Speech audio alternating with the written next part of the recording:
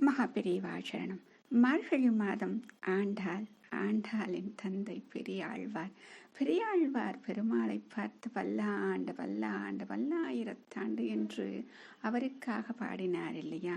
எந்த சமயத்தில் பாடியிருப்பார் என்று நமக்கே ஒரு ஆசை தோன்றும்.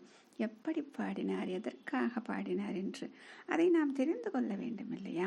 ஸ்ரீவில்லிபுத்தூர் வடபத்திரசாயி கோயிலின் திருப்பணிக்காக பெருமாள் உத்தரவுப்படி மதுரைக்கு வர்றார்.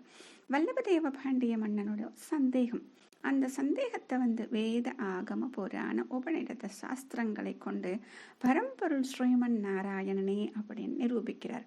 அப்பொழுது அதற்கு பரிசாக பொற்கிழியை ஒரு கம்பளை கட்டி வச்சிருப்பாங்க. இந்த பதிலை கேட்டவன பொற்கிழி தானாக வளைந்து இவர் கையில விழுந்துச்சான். மகிழ்ச்சி அடைந்த மன்னர் இவரை என்ன பண்ணாரு, யானையின் மீது ஏற்று வீதி வலம் வர செய்தார். அதை பார்க்க பெருமாளே கருட வாகனத்துல எழுந்தருளினாராம்.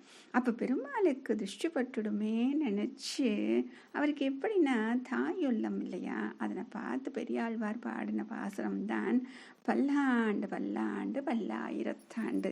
இதை போல் நாமும் பெருமாளை பார்க்கும் பொழுதெல்லாம் உனக்குத்தான் எத்தனை கண் திருஷ்டி பட்டுவிடுமே என்று நாமும் பாடத்தான் வேண்டும். மகாபெரியவா சரணம்.